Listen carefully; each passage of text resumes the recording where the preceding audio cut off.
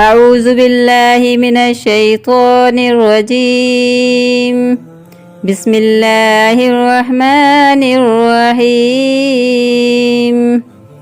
إنا أنزلناه في ليلة القدر وما أدراك ما ليلة القدر ليلة القدر خير من ألف شهر۔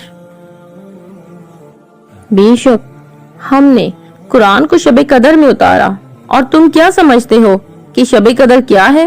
شب قدر فضیلت، برکت اور اجر و ثواب میں ہزاروں مہینوں سے بہتر ہے۔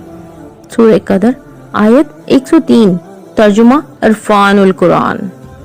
روایت ہے کہ صحابہ کرام رضی اللہ تعالیٰ عنہ نے جب حضرت شمعون رحمۃ اللہ علیہ السلام کی عبادات و جہاد کا تذکرہ سنا تو صحابہ کرام رضی اللہ تعالیٰ عنہ کو ان پر بڑا رشک آیا اور رسول خدا صلی اللہ علیہ وسلم کی خدمت میں عرض کیا، یا رسول اللہ صلی اللہ علیہ وسلم، ہماری تو بہت تھوڑی عمریں ہیں، اس میں کچھ حصہ نیند میں اور کچھ دیگر امور دنیا میں گزر جاتا ہے، لہٰذا ہم تو ان کی طرح عبادت نہیں کر سکتے۔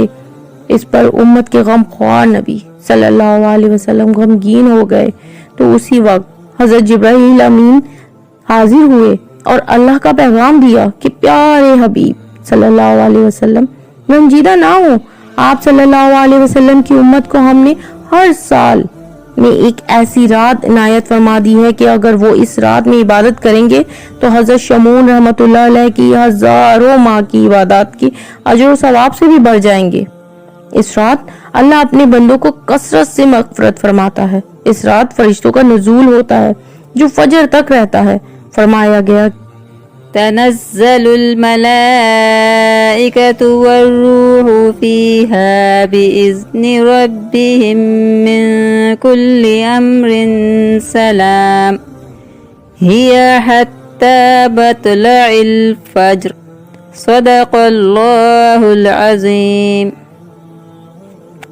اس رات میں فرشتے اور روح الامین اپنے رب کے حکم سے خیر و برکت کے ہر امر کے ساتھ اترتے ہیں۔ یہ رات طلوع فجر تک سراسر سلامت رہے۔ ترجمہ عرفان القرآن۔